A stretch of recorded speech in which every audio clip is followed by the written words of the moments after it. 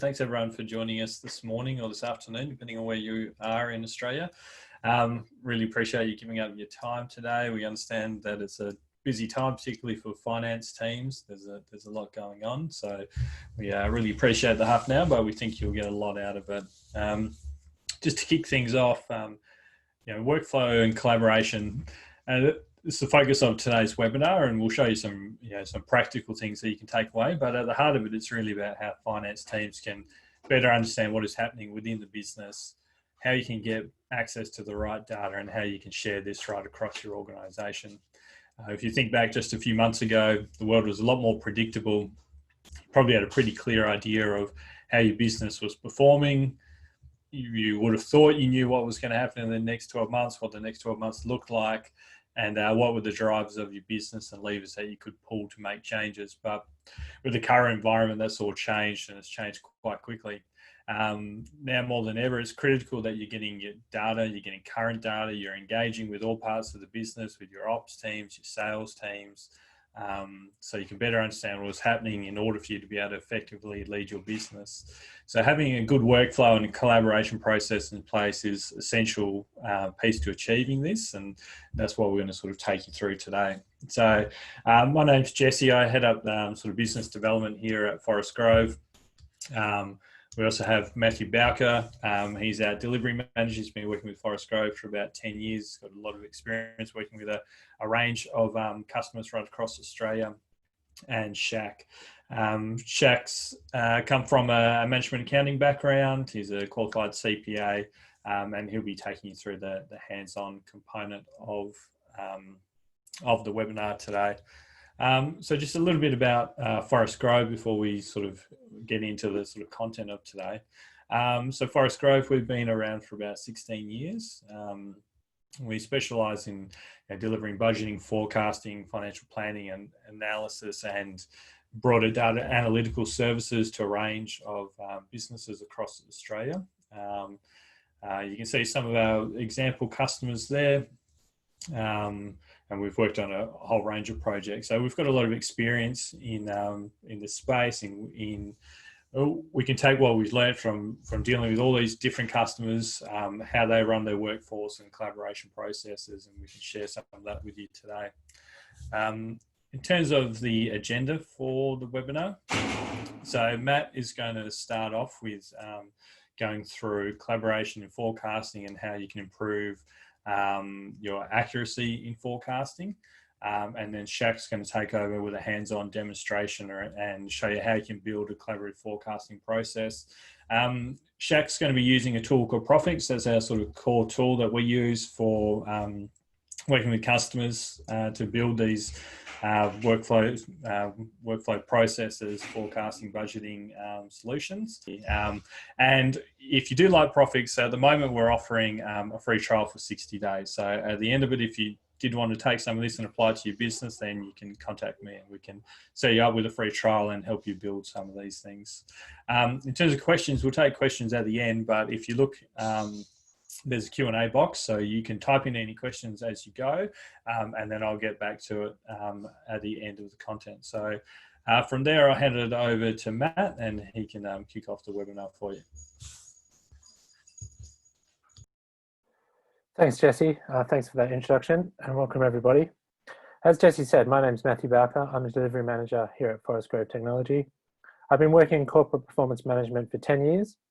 And over that time, I've seen functionality and business systems grow beyond kind of three-way statements and board reports. I've also seen how business strategy and operational planning continues to develop. Today, I'm going to talk to you about collaboration and why now more than ever, it's so important to running a business. We're going to focus on actuals reporting and forecasting off that. These are two crucial areas that really these days should be looked at together. No longer are markets consistent or predictable, and we as the finance team need to work with our operational teams to ensure that businesses not only survive this period, but they grow. Now, I've heard a lot of CFOs over the years say things like, we're spending too much time reporting on what's already happened, we need to focus on looking forward. They're always pushing for things like rolling forecasts, dynamic budgeting, and scenario modeling. And while end of month and board reporting are vitally important, the real competitive edge comes from accurate planning. knowing where your business is going, and addressing changes before they become problems. The best companies are constantly doing this, and with everyone at home, now is a great time to really be pushing this out to your business.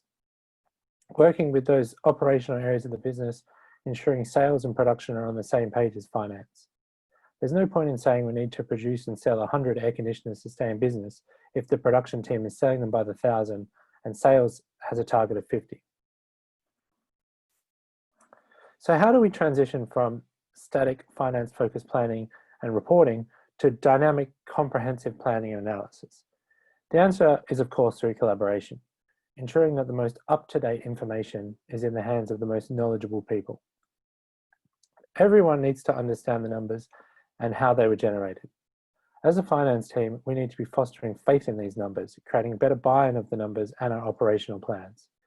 Previously, this might have meant going out to site or calling meetings, calling people into your office, but with a huge percentage of people working from home and sites being shut down to non-critical operational workers, this is no longer possible.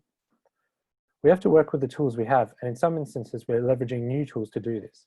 The amount of Zoom memes, there's WebEx, there's Microsoft Teams, everything is blowing up, but it's only a replacement for really catch-ups and meetings.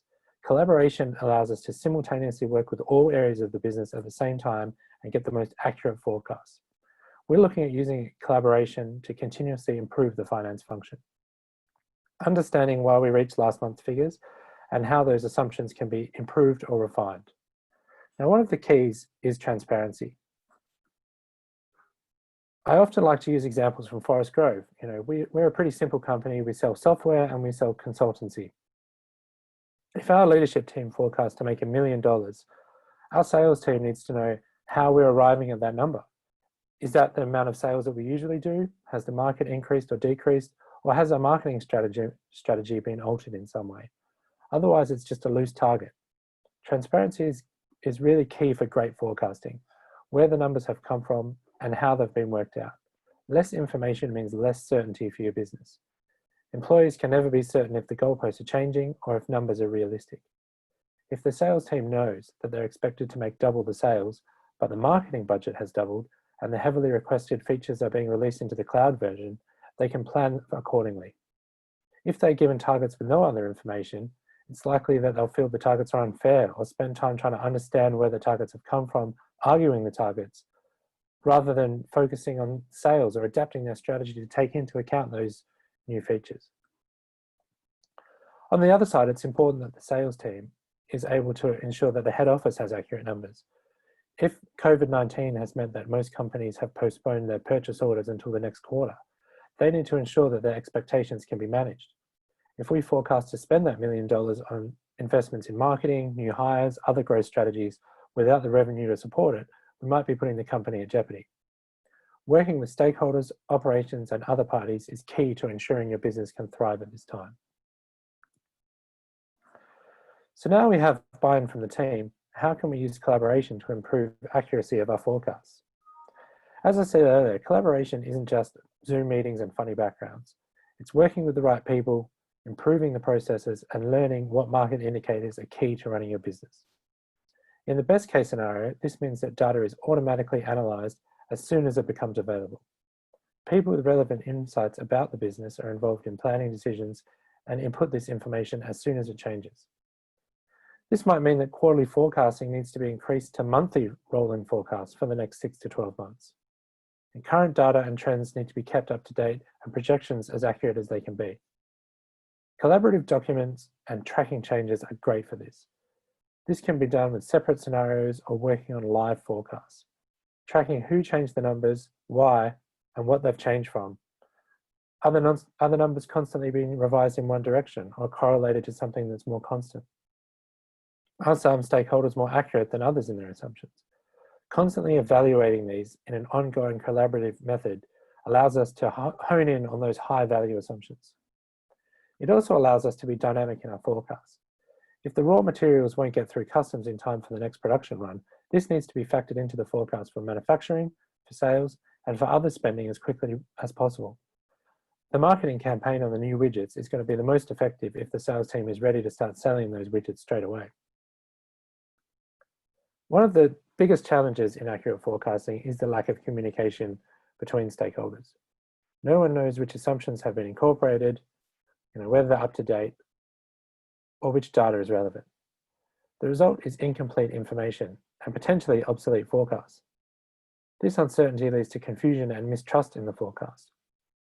Other areas of the business start looking for alternative forecasting methods that they can confidently base their decisions on. Sometimes this means building their own models, spreadsheets, or local data systems. Other times it means relying on their experience or gut feel. While they feel more confident in the numbers, they have no assurances that the data or assumptions are correct or up to date. It also means that other areas of the business are not getting access to these assumptions. So finally, what are our keys to integrating collaboration into your business? The first one is technology, ensuring that your technology is fit for purpose. While an Excel sheet that you are editing in a Zoom meeting will work well in a lot of circumstances, collaborating forecasts might need additional data sets, more analytics, and more adaptability.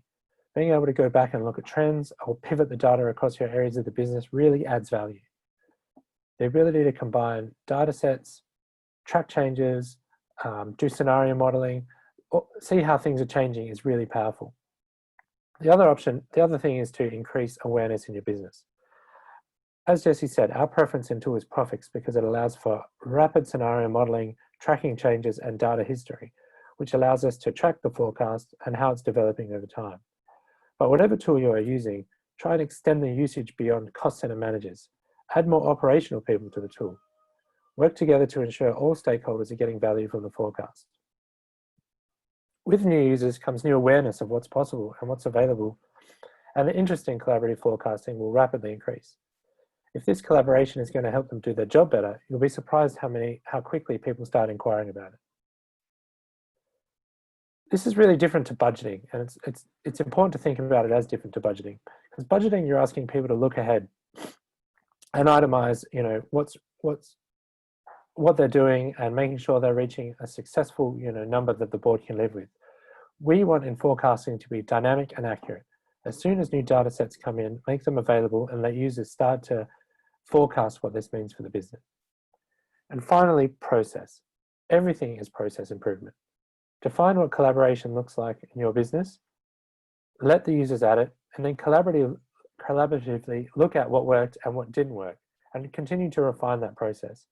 If 2 salespeople being on holiday hasn't affected sales, you know that's not a driver and remove it from the models. Think of forecasting as a living, growing, developing thing, and it's constantly learning. You might have your quarterly forecast or monthly rolling forecast, but don't let you stop that from having a live forecast, a managed to forecast.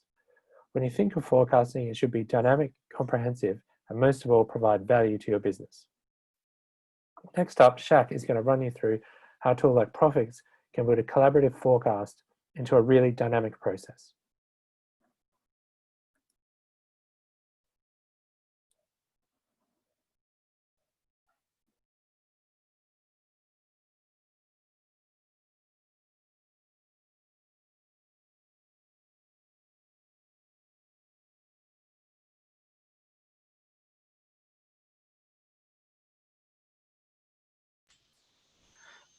Thanks, Matt, for that. In our business case for demonstration, the company has recently completed the March 20th month end and is now required to do a forecast of revenue for the last quarter of the financial year. Now, forecasts by the company were typically done by finance due to the short turnaround between month end and close and between the month end close and the presentation of the results. However, due to the uncertainty in the current economic environment, senior management is keen to have operational input in the forecast of revenue. Therefore, management has requested that finance facilitates the input from operational teams in the reforecast.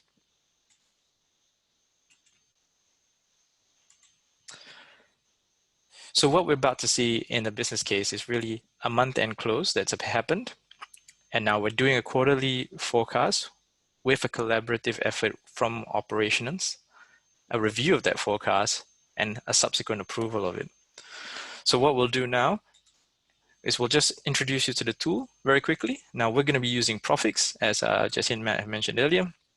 Now it's essentially a budgeting planning tool. A lot of our customers use it for sales planning, revenue planning, but it's also got powerful built-in features for scenario modeling and workflow management.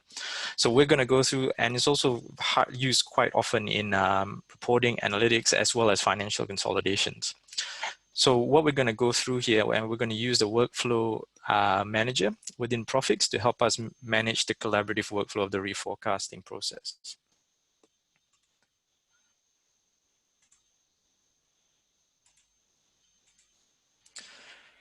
So as you can see here, you'll see the dashboard after we log into Profix. This is the web client. Now it works on any modern browser. You can see me logged in here as Tony Stark on the top right-hand corner. You can see a customized dashboard, which has got my tasks due for my completion, my favorite reports. You've got tiles and charts of metrics and KPIs. And further down the dashboard, you've got a Power BI embed as well as a link to a website. Everything that you see on the dashboard here is highly customizable, and it can be tailored to suit your business or any sort of metrics that you prefer individual Profix users need to have. Right, so what we're going to do is we're going to go to the menu, top left-hand corner, click on it. Now your options are all in alphabetical order, so we're going to go to Workflow Manager. So we're going to click on that, and this is the interface that you'll see. We're going to go to File and open our collaborative workflow.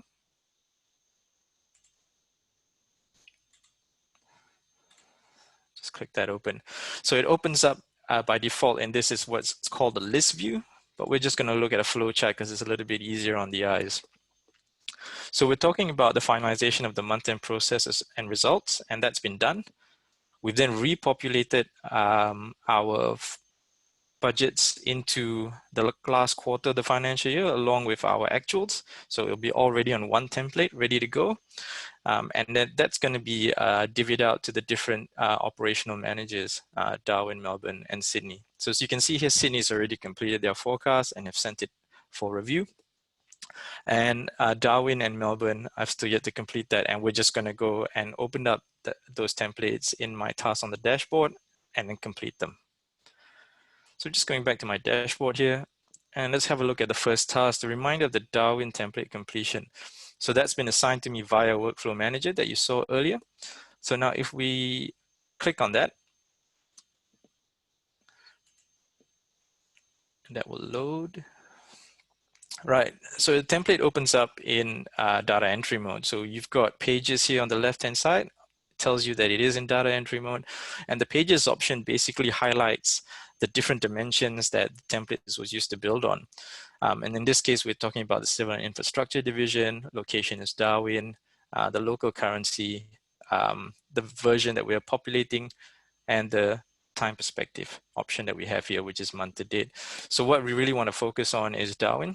So don't forget, you've already built this template, and now you're just effectively using the same template across different divisions. So by looking at it here, I'll minimize this so we get the full screen.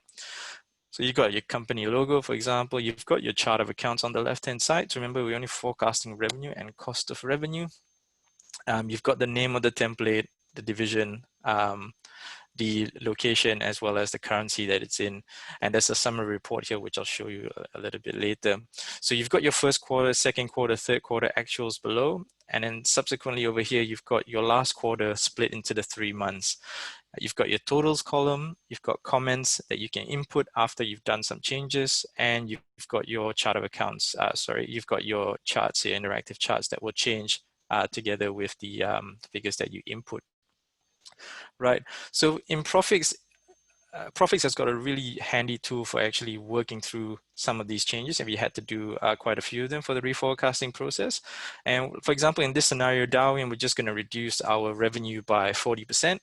Ops has decided that the impact of COVID-19 is such that we'll need to reduce this by 40%. So you can just right click that option and go to adjust data. Now, when you click on it, you've selected a whole bunch of cells, and say you wanted to reduce everything globally by 40%. You can then select that, or you can adjust it by a fixed amount. We're just going to use 40% and reduce that down. You can include a comment just to let everybody know that everybody that will review the template can see that you've put in that comment. I'll just go as a result. of COVID-19.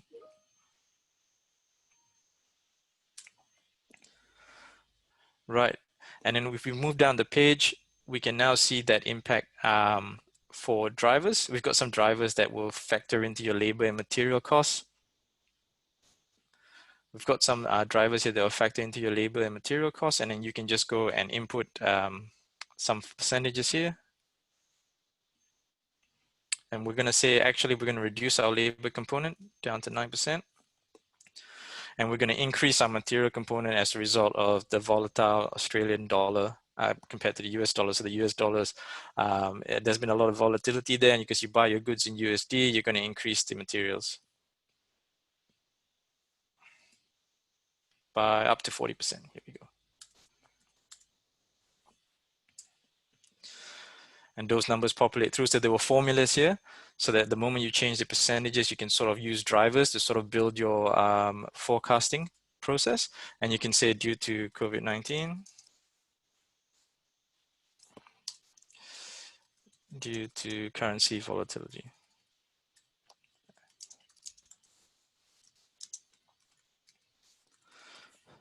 Now, very often when you have different people inputting into a template, you're going to sort of lose track of changes and who's done what change in terms of version control. So what actually happens is that you can actually go and right click. You can actually right click the cells that the changes have been made and go to cell prop and go to data history. Now, data history within Profix sort of keeps track of all the changes and who's done what at what time and when. So if I just click on that, that will show all the changes that have been done here to that cell. And so that keeps a track, that record's kept in Profix. So anytime any changes are made by any user, it gets recorded and that goes through. So we're going to refresh that and save those numbers into Profix. Great, and now because we've been assigned this task via workflow, we're just going to select that and hit submit. Are you sure you want to submit your data? Yes. So instead of an email, you submitted it via Profix to another user for approval. So what happens is now that we'll go to the dashboard and we'll refresh it. You'll notice that that template is now, because that task has been completed, it disappears from you from my task. So now if you click on the Melbourne template for completion, remember, because we had to do 2, you can sort of make changes here. You can reduce your income. Again, we'll say by 50%. You can adjust the data. And again, labor component, we're going to increase. Labor component, we're going to increase labor component. But material component, for example, we're going to increase that about to 40%. So you can increase or decrease, and it's really up to you how you want to make your assumptions for the operational users. So that's now been saved. Now you can put comments through as impact of COVID-19 as a comment. You can save that, and that sort of stores the data. I apologize, I've actually overwritten Darwin here. So what I'll do is I'll click on Melbourne, because that's meant to be Melbourne, and we'll make the changes here. So we'll reduce that impact by 40%.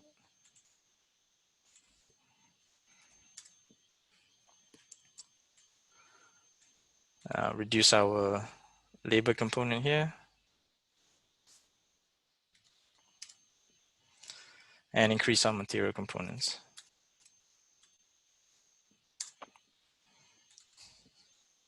And we can put the comments here.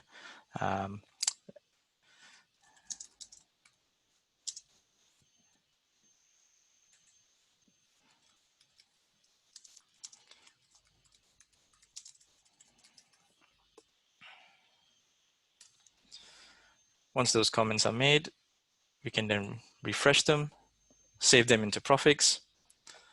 And then we can also view these changes on a summary report. So I've got a link template here that I can right click. So those changes have already been put through, and you can see the comments have carried through. So for Darwin, we changed it to impact of COVID-19. And then for Melbourne, we had the impact due to COVID-19 and impact of volatile currency here in the cost of revenue. So those comments and changes are saved, and you can then view them in reports accordingly. You can also view the summary in Sell Properly, so it tracks who made the change. So these were the changes made by Tony Stark, for example, on that date and time. So then you can close that, and that's just one way that Profix helps to improve transparency and collaboration, because there can be a lot of changes that get done, and fingers can start pointing at different people and different users for making changes that they supposedly did not make. But Profix sort of handles that aspect for you in data history. So we're going to close close that template. We'll go back to the dashboard now very quickly. You don't. Did we submit that? I don't believe we did. We'll just submit that workflow. Yes, we can.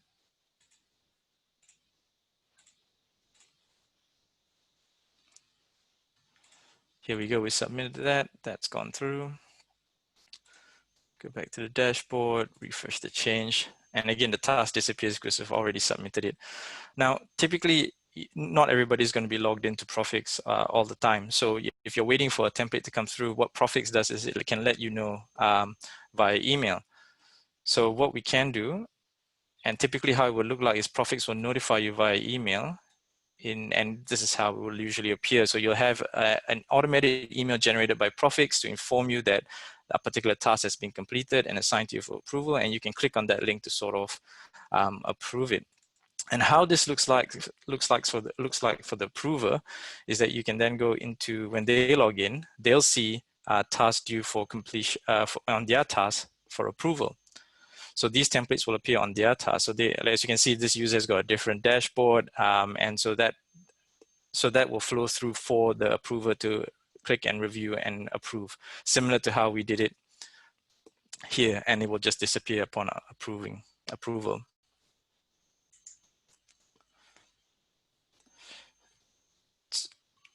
So users do not necessarily have to be logged into Profix to view the tasks that require their attention, but despite the revenue forecasts being populated by operation managers in different locations, for example, Darwin and Melbourne, Workflow Manager can help to facilitate the collaboration in a timely and transparent fashion. Also in workflow collaboration, if you ever needed to restart a task or there were different assumptions that were changing, you could always just go to list and then right click and then restart the activity. So what that does is that if you had to update the template, you could update the template centrally in Profix and restart the activity, and the Workflow Manager will manage the allocation of that template again and just remind the user, hey, you need to repopulate that again because certain assumptions have changed or certain numbers have changed. So it's really quite a flexible and powerful tool in sort of managing workflow. So what we've seen is basically we've just actually I've just shown you how Profix can handle workflow management and the collaboration between the different managers and users in Profix. So what it does is it'll take a template, it'll send it out to you, it'll tell you if it's been approved or submitted, and you get notified via email. And then you can just go click on approve or reject and send it back and say, oh, please make certain changes. You can add comments. It monitors all the changes that you've put through. So anything that's done via data history will get recorded and stored. So you don't have to worry about, let's say 2 months down the road and you can't remember who actually made the change. You can just go back and look through at data history, and that will sort of tell you everything that you need to know about that input. So now I'll just go back to the PowerPoint slides. And we've come to the end of the presentation. So I'll just hand you over back to Jesse and let us know if you've got any questions. Yeah, thanks, Shaq. Hopefully everyone got some value out of that. So we'll just open up for questions. I'll kick things off. I mean, in my mind, like the three sort of critical components to a good workflow and collaboration process is having something that's visual so that you can map out what that process is. You can see what it is and see what stage everything is at. Having some automation, so automated notifications, reminders, the emails that Shaq showed, and that data integrity bit. So being able to keep track of changes, keep track of different versions, who's made what changes is really critical. And if you've got those sort of three components, then you can build a good process around that. So I think, Matt, just to start off with, I mean, just commenting on those sort of three areas, and obviously you can do that in Profix, but if you didn't have Profix, where, what else could you do? How could you sort of get started with something like this? Yeah, great question. So there's lots of kind of tools out there at the moment, things like Asana or Jira or Trello. You can kind of build a process to track when people have completed their tasks. They would have to submit it. You'd use maybe Excel document in a shared Dropbox or a Google Drive, and you'd just track it through that project management software. So you wouldn't have that data history, which you'd get in Profix, but at least you'd be able to start to sort of put together a process that if you did get a tool like Profix later, it would be a really good blueprint to say, these are the people that are doing it. This is the process that we're doing it, and adding it to it. And some of those tools, at least it will give you the opportunity to test something out, to iterate, to see what sort of works for your business before then you can scale it up into something a bit more sophisticated. Absolutely. All right. So Shaq, in terms of how you might sort of customize the sort of the workflow process for your different groups, so with your if you're sending out your sales, your ops teams, how do you think you could customize this type of workflow process for those different sort of components of your business? Well, you can get them to be registered sort of like once they're in Profix, once they're within Profix, you can sort of like assign, you could have different cost centers and users templates specific to the business. So we can sort of set up a workflow and assign them to different locations and have the free trial of Profix for them. We're offering a 60-day promotion. And yeah, it's something that we can help you set up quite quickly. And in terms of these sort of customizing it, if you can customize, you can have different emails for different people. You can change the content of. Yeah. So what Profix does is if we go back to workflow and under options, you can sort of see the different emails that you've got here, the email notification events. So you can send out emails at the start and advise the users of any rejection or approvals or completion of tasks if they wanted to. And you can sort of customize them via the subject, the title, the body. And it's all just by clicking, point and clicking, and you can customize the text. So you can go like,